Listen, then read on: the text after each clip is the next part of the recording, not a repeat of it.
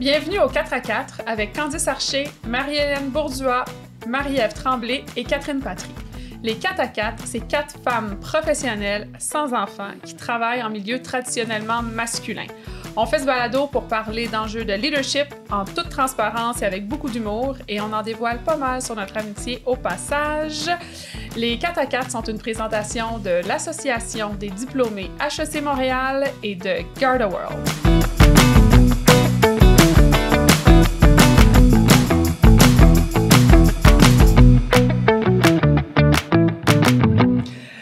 Bonsoir, bon après-midi les filles, comment ça va? Bon matin, coucou! C'est pour tout le monde, ce podcast-là? Vous savez pas qu'est-ce qui m'est arrivé cette semaine? Qu'est-ce qui s'est passé? Ben, j'en suis venue, vous avez sûrement pas été... on va recommencer. Vous avez sûrement vu dans les dernières années plusieurs articles, plusieurs sorties médiatiques concernant les inconduites sexuelles au sein des forces canadiennes. On en a parlé déjà dans d'autres épisodes. Mais cette semaine, je me suis questionnée par rapport au fait de comment qu'on peut en arriver à une crise telle qu'on l'a vu dans les dernières années. Est-ce qu'il y a des gens qui ont fermé les yeux? Comment ça commence un problème d'inconduite sexuelle qui devient aussi perverse dans toute l'organisation? Fait que je me suis dit que ce serait le fun d'avoir une petite conversation pour comprendre un peu comment des comportements inadéquats qui commencent petits, on a déjà parlé des micro-agressions dans un de nos épisodes, puis ça peut être des petites micro-agressions qui finissent par être des vraies agressions, puis que là, ça nous pète d'en face, puis on n'a pas le choix d'en parler. Fait que je me suis dit que ça pourrait être intéressant de jaser de ça, puis que vous vouliez ou pas, ça va être ça qu'on va jaser aujourd'hui les filles, OK? C'est peut-être une microagression, ça me donnait quelque chose d'autre. Je vais boire. Donc, on parle de comportements inadéquats qui sont des actes, des omissions qui contreviennent aux normes établies dans le milieu de travail. Puis ça peut aller du harcèlement, racisme, mais ça peut être aussi un petit peu plus sournois que ça. Est-ce que vous avez des idées de comportements ou de types de comportements qui peuvent constituer des plaintes? Je sens que vous avez... Non, mais c'est parce que j'aimerais ça insister sur une notion de ta définition qui est contraire aux normes convenues dans le milieu de travail. Puis quand les normes sont lousses ou pas claires, la ligne bouge. Exactement. Beaucoup. Ouais. Et depuis quelques années, là, on est obligé de faire des politiques là, en matière de harcèlement, de violence sexuelle, tout ça. Fait que les normes se mettent au diapason d'une entreprise à l'autre. Mais moi, j'ai plein d'histoires à raconter, mais je laisse mon introverti parler. Avant qu'on entre dans nos témoignages, des types... des blagues sexistes, des blagues racistes, des commentaires désobligeants sur comment t'es habillé. De l'agressivité flagrante pour rien. Ouais. Puis le sarcasme, puis le sarcasme, puis les gens qui sont un peu passifs-agressifs. Ça aussi, ça peut être... c'est comme un genre de l'eau chaude qui monte, puis les gens commencent à parler dans le dos. Ça, je trouve que c'est vraiment... C'est tellement un comportement toxique. Les gens le font naturellement parce que c'est une façon de socialiser aussi. Ouais. Une façon humaine de socialiser, mais c'est aussi, ça peut être très... ça peut devenir très tolérant, puis ça peut vraiment nuire le sentiment d'intégrité dans un environnement quand tu te rends compte qu'il y a des gens qui ont parlé de toi négativement, là, puis que ça le nuit à ta réputation dans l'organisation. Ça aussi, c'est des comportements, je trouve, qui sont assez... ça devient la norme. Tu sais, genre, tout le monde bitch dans le dos de tout le monde, là. Ça, c'est super toxique. Ça peut être tellement sournois aussi, parce que, là, on jase. Oui, exact. On jase. Je ventile. Je ventile, ouais. Je ventile. Ouais. J'exagère un peu, mais je ventile. Oui, c'est ça. Des fois, ça peut être des petits comportements qui sont tolérés puis qui deviennent finalement un enjeu au sein de l'organisation. Puis ça, ce phénomène-là, on appelle ça en plus ou moins bon français de l'habituation. L'habituation, on aime ça les définitions, je vais vous donner une petite définition. C'est un processus par lequel les employés, la direction deviennent progressivement insensibles ou tolérants à des actions ou des attitudes inappropriées. se manifeste par une acceptation ou une minimisation croissante de ces comportements qui finissent par être perçus comme normaux ou inoffensifs malgré leur effet négatif. Ça mène à l'érosion de la qualité de l'environnement de travail, comme tu disais, Marie-Hélène. Donc, qu'est-ce que ça vous dit, cette définition-là? Est-ce que vous avez des exemples de ces petits comportements-là qui ont été tolérés puis qui ont dégénéré au point où là, on doit absolument réagir parce que ça a contaminé l'organisation ou une partie de l'organisation, Marie-Hélène? Ben, moi, je suis en ressources humaines, là, fait que c'est un peu ma job de gérer. Oui, toi, t'es dans ça. Je suis dans le vif. Je suis dans le vif tout le temps du sujet. Dans une entreprise que je ne vais pas nommer, mais il y avait clairement un leader qui était très agressif dans sa façon de parler. Puis le comportement, c'était, on se présente sur un appel, tu ne pouvais pas passer la deuxième slide, puis tu te faisais engueuler pendant comme 30 minutes, là. Puis là, il respirait pas. Tu sais, comme, il respire-tu? Et ça venait, puis la bonne couleur, puis là, c'était l'affaire, puis là, il partait, puis à chaque fois que tu essayais de parler, il coupait la parole. Puis, tu sais, il coupait la parole, puis il levait le ton. Puis c'est devenu comme une norme dans l'entreprise où, pour être un leader, c'était comme devenu comme, c'est ça, le style de leadership. Ce qui faisait que ces gens qui se rapportaient à lui ben, eux aussi répliquaient le comportement. Ben oui. Puis là, ben, ils traitaient leurs propres employés comme ça. Parce qu'eux, après, ben, ils se faisaient engueuler par en haut. Fait qu'ils se retournaient puis ils répliquaient le comportement. C'était devenu vraiment là, très, très problématique. Les gens avaient peur. Ils avaient peur d'aller sur les appels. Ils congédiaient souvent les gens on the spot aussi. C'était viré. C'est devenu une blague dans l'entreprise. Ah oui, moi, il m'a congédié au moins 4 fois. Là, Si t'as pas congédié, c'est parce que c'est un signe. C'est comme un genre de truc de passage. Ah oui, t'as congédié combien de fois? 3 fois. Ah, moi, il m'a congédié 5 fois. Ben, c'est ça. Fait que c'était vraiment accepté. Tout le monde est banalisé. Tout le monde, non seulement c'était banalisé, mais moi, je me souviens, tu sais, quand tu es en ressources humaines, c'est sûr que tu as plus accès à des informations confidentielles et comportements quand tu as des dossiers disciplinaires. Donc, tu travailles ça puis tu essaies de garder la réputation de tout le monde. Tu adresses les situations, mais tu sais, pour pas que ça envenime. Puis là, ben, tu avais des gens, mettons, on avait une nouvelle cohorte de stagiaires à dire « Ah oui, j'ai entendu parler d'un tel qui est comme... » Là, tu te disais hey, c'est tellement rendu dans l'ADN de l'organisation que tout le monde est au courant que cette personne-là est comme ça. Onboarding, ça fait même partie. Ouais, mais tu sais, lui, il est de même, inquiète-toi pas, c'est normal. Ça me personnel. Ben oui, il est de même ou elle est de même. Puis on ignore des comportements malsains. Moi, je pense que il faut que ça vienne du top puis que ça trickle down. Si tu ne peux pas changer l'ADN d'une compagnie si tu n'as pas le backing des leaders. Qu'est-ce que tu fais quand la toxicité part du top? Tu t'en vas. OK. Tu t'en vas. Il n'y a pas de solution. Change pas une compagnie parce que tu ne peux pas défendre... Moi, dans mon organisme, en ce moment, c'est une des raisons... De toutes les affaires que j'aime travailler où je travaille, c'est une des raisons, c'est que les valeurs de respect sont dans notre... C'est un KPI. Tu es évalué là-dessus. Tu ne feras pas de promotion si tu ne manages pas les valeurs de base. Puis c'est tellement intrinsèque aux compagnies qu'on acquiert que comme c'est quasiment devenu une joke comme « Attends, les valeurs, y es-tu dessus? » Mais oui, ça devient une conversation. Puis tu peux adresser des affaires assez confrontantes facilement avec les HR parce que tout le monde est sur le même beat. Si tu n'avais pas ça, puis ton leadership, oublie, tu t'en vas. Tu t'en vas. Si tu n'as pas le backing du leadership là-dessus, il n'y a rien que tu peux faire. Je suis peut-être catégorique, là, mais c'est mon opinion. Puis toi, Catherine, donnes-tu des exemples? Écoute, moi, j'ai évolué en publicité, en marketing. C'est des milieux où les gens sont, pour reprendre un sujet d'un autre épisode, plus extravertis, où l'humour est très présent. Il y a une familiarité, une convivialité qui s'installe. Donc, ça donne... On dirait que ça donnait la permission à des gens d'être un peu plus lousses. Fait que, tu sais, de la drogue au bureau.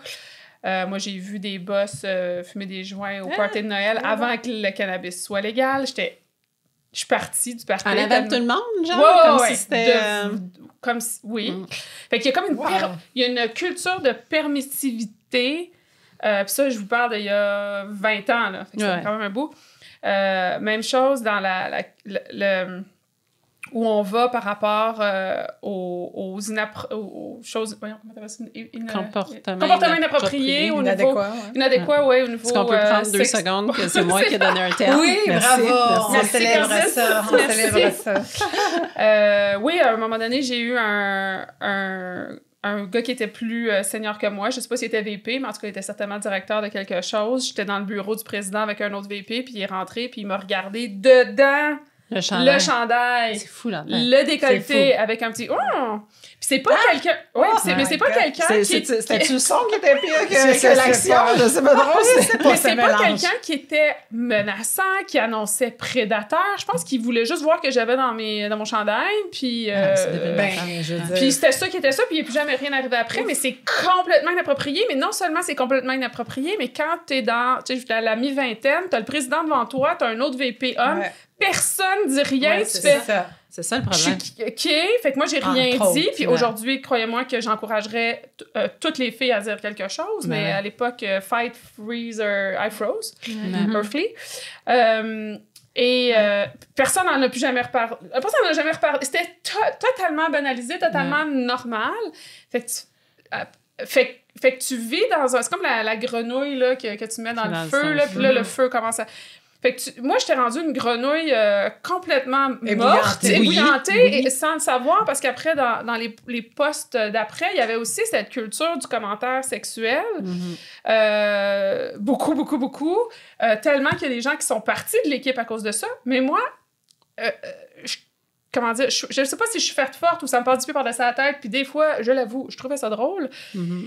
Ça n'a jamais été assez pour me faire partir, mais ça a fait que j'ai modelé mon comportement sur le comportement de ces deux, ce qui est complètement inapproprié pour une femme. Fait que ça m'a beaucoup nui, mais c'était ça, la culture de l'équipe. Fait que là, tu fais « I want to fit in », combien ça va me coûter? Puis j'avais pas la perspective, la maturité pour tout calculer ça. Complètement. Il faut faire attention, souvent, c'est...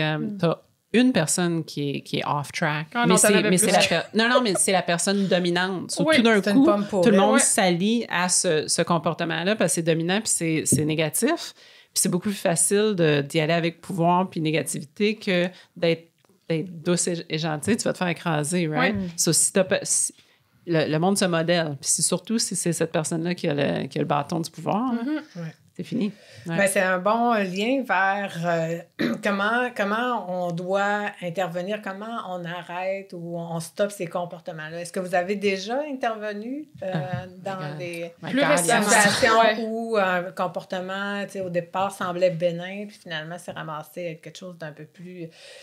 Êtes-vous déjà intervenu? Puis à quel moment vous êtes intervenu? Puis comment vous êtes intervenu? En privé. Mais moi, j'ai fait l'erreur de ne pas intervenir. J'ai vu ce que ça allait donner. Tu sais, quand tu es plus jeune, tu n'as pas nécessairement... Puis il manquait un peu de sensibilité aussi de ne pas intervenir. Puis après ça, de me rendre compte, là, mon Dieu, j'aurais dû intervenir beaucoup à... Tu sais, le mal que ça a fait autour. Parce que je m'en étais pas vraiment rendu compte. Puis ça m'avait fait affecter. Puis quand j'ai réalisé ça, maintenant, je prends même pas de chance. Je prends même pas de chance, même si j'interviens direct. Direct. Puis je le fais pas pour moi. Je le fais pour toute la génération qui monte en dessous de nous. Il faut qu'ils se fassent protéger, là, ces gens-là, dans certains environnements. Mais bon. Moi, j'interviens tout de suite. Je le dis, Même si c'est devant... Oui, de plus en plus. Moi, je suis ressources humaines. Fait que l'attente est quand même là. S'il y en a qui réagisse, c'est toi. Fait que tu peux pas le nommer. Puis ça dépend aussi de qui ça vient. Dans le sens où... si mettons, ça serait un membre du conseil d'administration, versus ton collègue ou une collègue ou un collègue...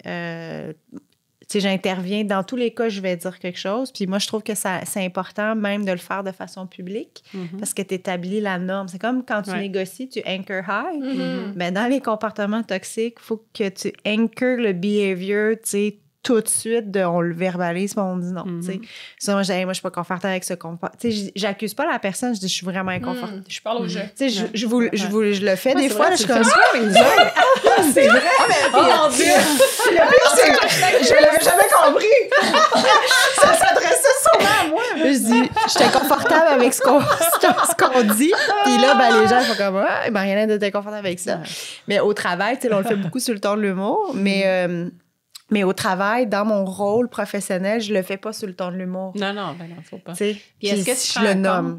Tu prends en compte comme, tu sais, il y a des gens qui vont le faire par exprès, là. Ils sont en train de tu sais, la négativité, puis ils sont they're bad people, si je peux dire ça comme ça. Ou il y a des gens qui ils savent même pas qu'ils viennent juste d'insulter quelqu'un, ils savent même pas qu'ils viennent d'insulter des groupes. Puis d'après moi, peu importe la raison, il faut que tu l'adresses. Parce qu'il y a des gens qui vont pas évaluer si ça a été fait par méchanceté ou par ignorance. Il faut que tu l'adresses, mais tu vas l'adresser complètement différemment, right? Mais c'est sûr que l'impact sur l'autre personne en face aussi, des fois, tu vas le voir quand la personne va faire un commentaire. J'ai eu une situation où on a pris des décisions dans l'entreprise, dans une de mes anciennes compagnies, puis ça impactait les gens, tu sais, puis là, c'est pas un comportement toxique, mais c'est juste pour donner un exemple, tu sais, de dire, ben la personne a dit, ben oui, mais tu sais, même si on change ça, là, toi, avec ton salaire, tu peux toujours te le payer, tu sais. C'est pas... Moi, je ferais dire... Moi, je rentre ça dans la catégorie... c'est pas une micro-agression, parce que c'est pas vraiment par une catégorie, vraiment, mais c'est un comportement qui est pas nécessairement acceptable. Là, j'ai dit, ben, tu sais pas ce que l'autre personne a vécu, là, tu sais. Tu peux pas assumer que l'autre personne, elle est peut-être endettée, elle paye peut-être pour... t'as aucune idée. Peut-être un bateau. T'as besoin d'un bateau. Non, mais t'as aucune idée, tu sais. Fait que des fois, les gens, c'est pas toujours mal... ou c'est pas nécessairement mal intentionné. Puis c'est pour ça qu'il faut intervenir, je pense, très tôt pour que la personne prenne conscience assez rapidement. C'est pour ça que les micro-agressions, quand on en a parlé, il y en a beaucoup en entreprise, énormément. Puis c'est ceux-là, quand on les nomme pas, que ça devient... Là, plus en plus acceptable. Plus en plus il a fait acceptable. ce commentaire-là, il a parlé de cette personne-là quand la personne n'était pas là. Ah oui, moi, mais je peux faire la même blague, chose. C'est aussi de créer une culture de responsabilisation dans le sens où aussi on voit que ces comportements-là sont pas notés, sont pas punis, ben tu sais, ça n'aide personne. Exact. T'aides personne en pas le disant. T'aides pas la personne qui le fait, parce que, je veux dire, ils ont passé pour pas des bonnes personnes. Puis t'aides pas le groupe non plus. Mais encore là, il faut que tu le soutien. Quand t'es pas un poste hiérarchique qui est assez élevé, il faut que tu le soutien de ton leadership.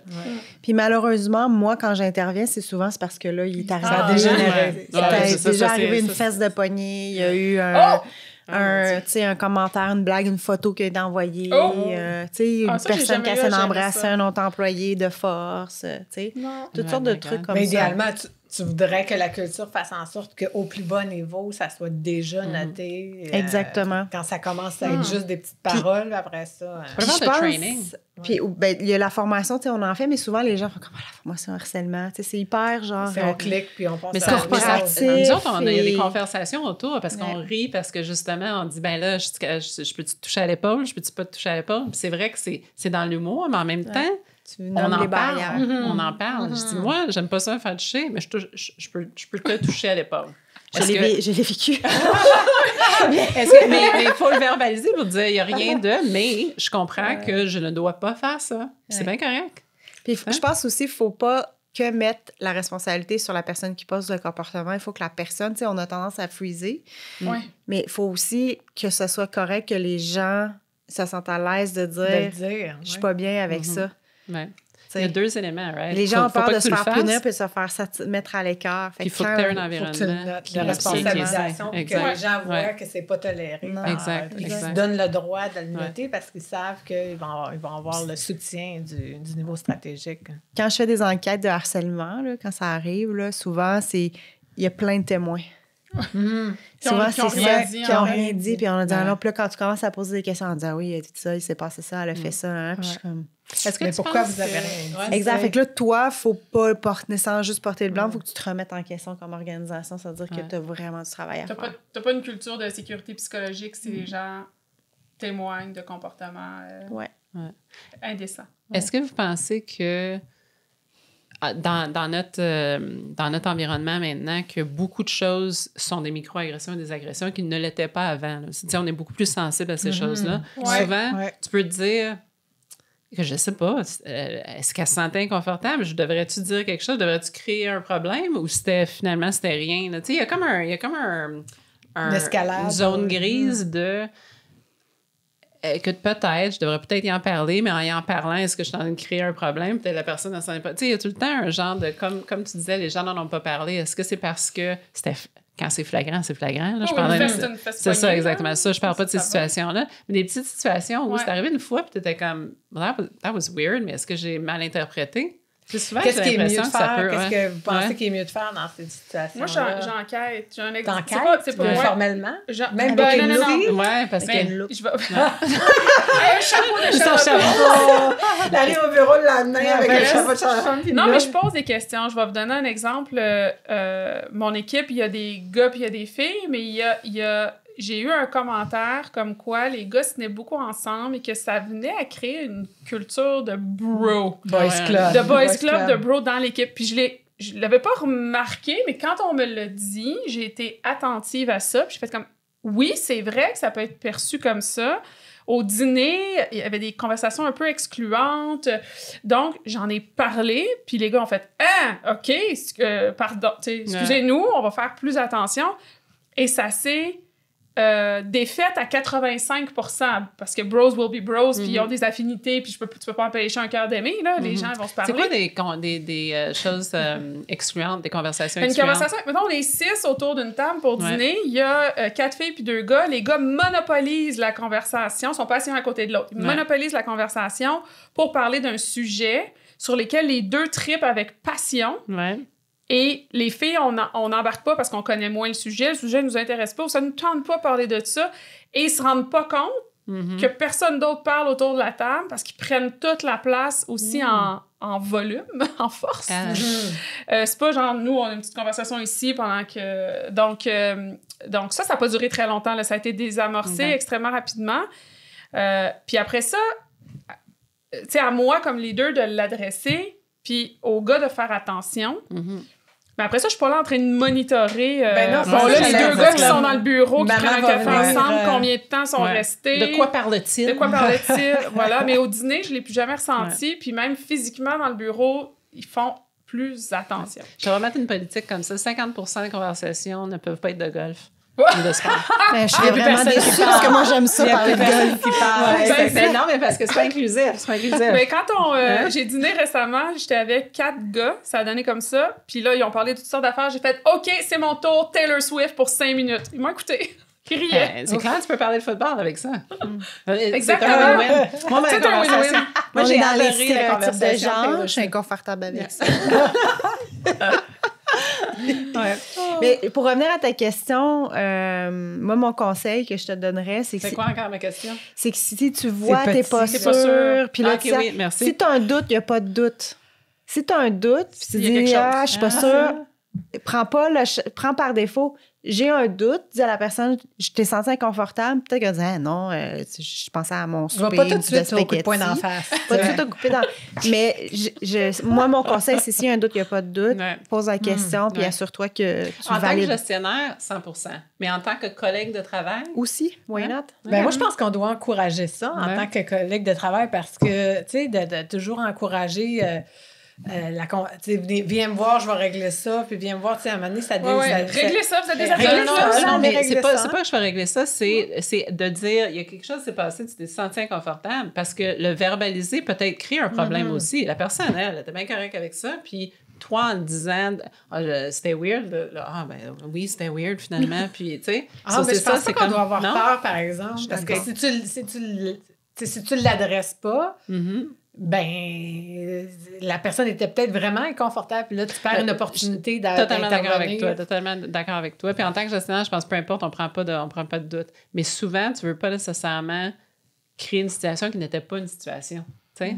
Ça se créera pas très longtemps. Mais... Non, je sais pas de je sais pas. Moi, mais dans un contexte d'habituation, comme on parle présentement, où tu sais, des petits comportements du sournoisement peuvent devenir tolérés, peut-être que la personne s'en est pas rendu compte, justement, elle se dit, non, c'est vrai. Là, si c'est quelque chose qui est... Tu sais, puis moi, je pense à une main sur l'épaule. Exactement, on est inconfortable. Et donc, OK. Marie-Hélène, je te sors. Mais tu vois, la réaction de Marie-Hélène, là, j'aurais dit, t'étais inconfortable avec ça. Moi, je dirais peut-être, mets pas ta main sur mon épaule ou quelque chose comme ça pour que cette personne-là se sente soutenue là-dedans.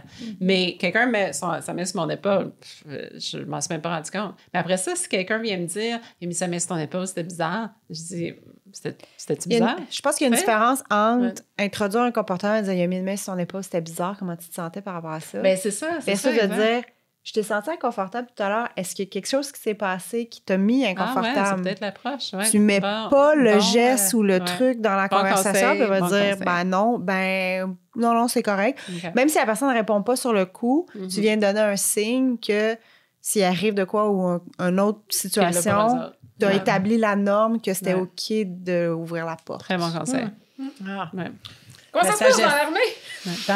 Les changements culturels. Ben oui, écoute, on voit beaucoup de changements, justement, des comportements qui étaient tolérés ou qu'on voyait pas. Maintenant, on sont illuminés par le résultat de la crise. Est-ce qu'il y a du travail à faire encore? Ben c'est clair, là, je veux dire. Mais au moins, je pense qu'on est sur la bonne voie. Puis même moi-même, ça m'a sensibilisée à des choses que je voyais pas avant parce que j'étais endoctrinée dans la culture que maintenant... Je suis très, très au fait, puis j'hésiterais plus à intervenir. C'est peut-être une fonction du grade puis de l'expérience que j'ai dans l'organisation. Fait que je me dois de aussi sensibiliser les plus jeunes à aussi intervenir, mais je pense que c'est Moi, je suis pour la formation. Là. Je sais qu'on en parle, puis tu sais, c'est très... Tu sais, souvent, ils donnent des exemples, t'es comme... C'est peut-être un peu poussé.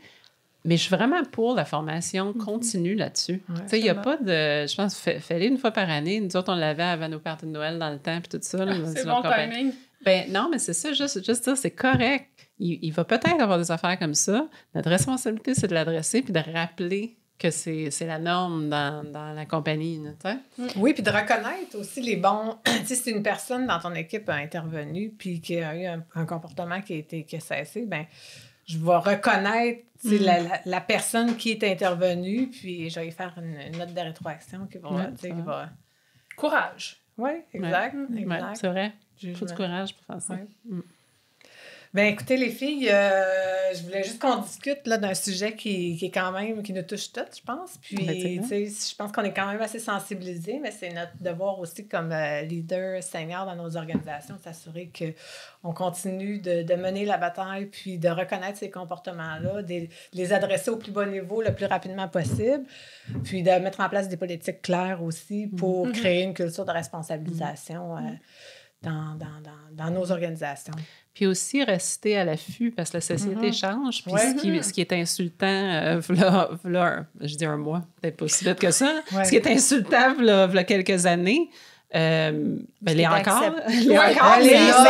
Des nouvelles choses sont insultantes. Puis les gens, comment ils se définissent, la nouvelle génération, puis tout ça, ils vont être plus sensibles à d'autres choses. Puis malheureusement, je crois pas que je vieillis, mais en tout cas, là, c'est un peu. Puis à un moment donné, faut que tu te rebaignes dedans souvent.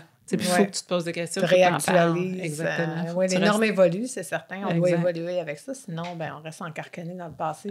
C'est là qu'on réplique des comportements qui étaient acceptés, mais qui ne le sont plus. Exact. Puis ça vous rappelez, quand nous, on a commencé, il y a 20 ans, on regardait... les postes en haut, puis on disait, ils nous comprennent pas. Ben là, c'est nous autres qui sont dans ces postes-là, ou en tout cas, relativement jeunes, mais quand même. Puis tu veux pas ne pas comprendre la génération qui s'en vient, puis pas les soutenir là-dedans non plus. Là. Ben oui. Ben merci pour la discussion. Catherine, on se fait-tu un petit recap de notre saison? Oui, c'est la fin. Absolument, c'est notre dernier épisode. Merci Marie-Ève pour ton sujet. Je voudrais qu'on remercie nos invités, donc Marjorie Dubois, Anne Favre et Delphine Le Serre, c'est bien ça, qui se sont déplacées un samedi pour venir enregistrer avec nous. Merci beaucoup les filles. J'aimerais aussi faire un petit tour de table pour vous demander le moment fort de la saison, votre moment préféré, quelque chose qui vous a marqué. Alors, qui a envie de commencer? Ben, je peux commencer. Marie-Ève. Moi, ce que j'ai beaucoup aimé notre saison. Je trouve qu'on est de plus en plus à l'aise avec le médium. Puis je trouve que notre complicité puis notre niveau de confort était vraiment bien. Puis j'ai beaucoup aimé l'épisode sur l'intelligence artificielle. Je trouve que ça nous a donné une perspective vraiment différente. Un sujet qu'on n'avait pas abordé, puis je pense qu'on pourrait avoir 15 épisodes sur ça. Puis notre invitée était tellement engagée, intéressante, intelligente, impressionnante, inspirante. Y a-t-il d'autres hanches que je pourrais mettre là-dessus? Delphine épatante. Oui, patente, oui. Épatante. Mais j'ai trouvé ça vraiment intéressant d'avoir une perspective vraiment différente. Puis j'en ai retiré beaucoup grâce à notre belle invitée. Marie-Hélène? Ben moi, je suis assez d'accord avec toi. On est de plus en plus confortable. Je pense que le cadre dans lequel on est au studio, l'idéal, qui est vraiment fantastique aussi, fait qu'avec l'équipe qui nous supporte, fait que ça, c'est vraiment bien. Ça met une ambiance un peu plus de confort. Et je te dirais pour ta question, Catherine, moi, je pense que c'est l'émission sur la neurodiversité. Ça m'a vraiment... vraiment intéressée, vraiment passionnée d'avoir une perspective d'une personne qui est sur le spectre de l'autisme, qui nous parle de son leadership, comment elle vit, puis des fois de nous challenger, de dire, ben, tu sais, quand vous dites des affaires de même, c'est comme ça que nous, on l'interprète. Tu sais, quand on parlait, on vient juste de parler de micro-agression, puis on réalise pas nécessairement que c'est mal pris ou mal vécu par la personne. Donc, j'ai trouvé ça vraiment, vraiment super intéressant d'avoir une autre perspective, puis de dire que, encore une fois, plusieurs types sortent de leadership. Tu peux être leader, exercer ton leadership de plein de façons. Donc, j'ai vraiment trouvé ça hyper intéressant. Oui, je suis bien d'accord. Candice? J'ai aimé cette saison. On dirait qu'on touchait sur des sujets qui étaient... sur des bons sujets, là, comme toute saison, mais plus ça intéressait comme... en profondeur. C'est ça, puis la neurodiversité aussi, c'était une de nos meilleures à cause de toutes les émissions avec lesquelles on a eu des invités. Moi, je les aime bien. Je vous adore vous parler, mais j'aime beaucoup parler à d'autres monde aussi. Noted. Mais la neurodiversité, j'ai trouvé ça intéressant parce que c'est un parmi 1000 types de neurodiversité, l'invité qu'on a eu. J'ai adoré quand elle nous amenait des exemples, puis c'est petit, mais ça démontre beaucoup que quand elle entend quelqu'un parler, elle associe ça à la nourriture. T'sais? Elle a un goût. Exact. Mais juste ce concept-là, c'est tout est perception, right? So, tu sais, que tu sois sur le spectre ou pas, c'est peut-être plus le terme à utiliser, mais on a tellement de perspectives différentes. On a eu un épisode sur la ménopause. Je veux dire, ta perspective à ce moment de ta vie-là, c'est complètement différent. Ton leadership va être différent.